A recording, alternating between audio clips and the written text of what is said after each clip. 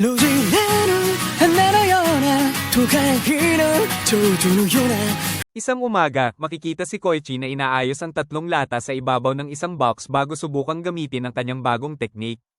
Dahil hindi pa niya ito kontrolado, napaatras siya, kaya ginamit niya ang kanyang quirk upang manatiling nakatapak sa sahig habang iniipon ng enerhiya sa kanyang palad. Ngunit bago niya ito mailabas, bigla siyang tinawag ni Pop dahilan upang agad niya itong pigilan.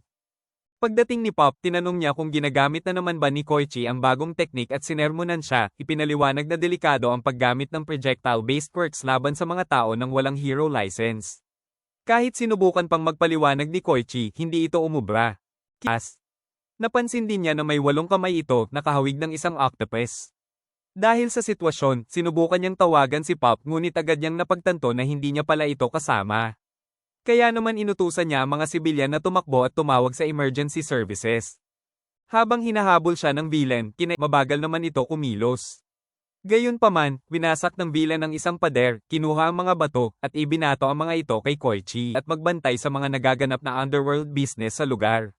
Dagdag pa niya, nakasanayan na niyang dumaan sa kanilang tindahan tuwing umaga para magkape bago mga kamay nito.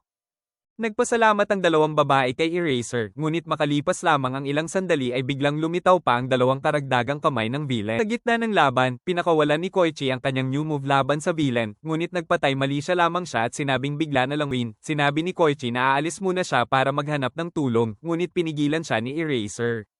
Tinanong niya si Koichi kung anong klaseng atake ang ginamit nito kanina, gaano ito kalakas, at kung iyon na ba ang full power nito. Ipinaliwanag ni Koichi na mas lalakas pa ang atake kung mas matagal niya itong iipunin, ngunit hindi siya maaaring basta na lang tumayo sa harap ng villain. Dahil dito, inutusan siya ni Eraser na dumistansya at gamitin muna ang mga simpleng atake, habang sila naman ang kukuha ng atensyon ng kalaban.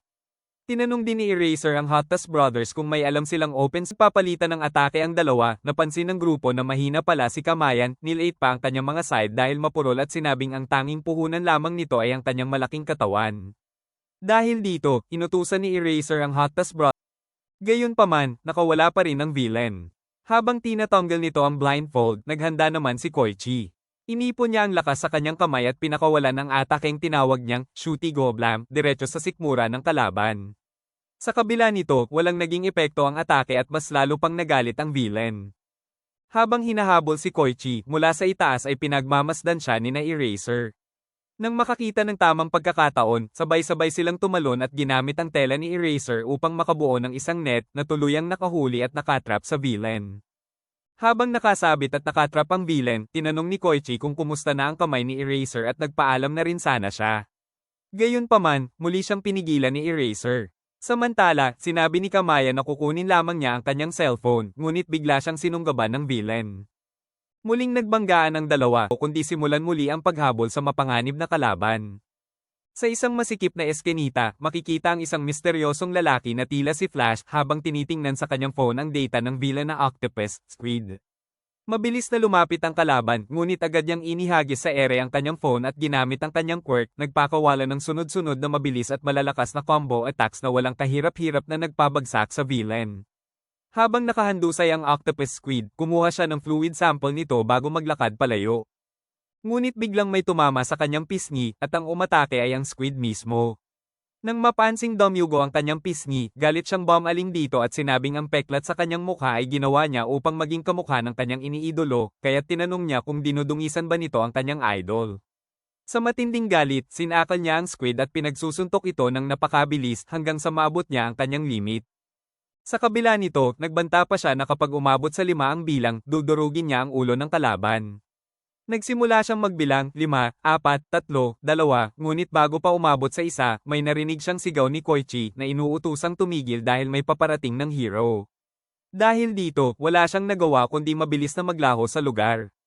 Samita niya kanina. Habang naglalakad sina Eraser at Sukauchi, sinabi ni Sukauchi na wala pa rin silang sapat na detalye kung sino ang nanakit sa squid at wala ring anumang report mula sa ibang heroes. Maya-maya, bigla silang tinawag ni Koichi at nagtanong kung nagpapatrolya ba si Eraser. Mahinang bumulong si Pop, tinatanong kung gusto ba talaga niyang kausapin ito. Ngumiti lamang si Koichi at sinabing ayos lang dahil nagkakilala na raw sila noong nakaraang araw. Gayunpaman, tahimik lang na tumingin si Eraser kay Koichi na may nakakatakot na ekspresyon sa kanyang mukha. Bilang pasasalamat sa patuloy ninyong suporta, mamimigay ako ng 100 petot sa isang solid subscriber ng Anilog Recap.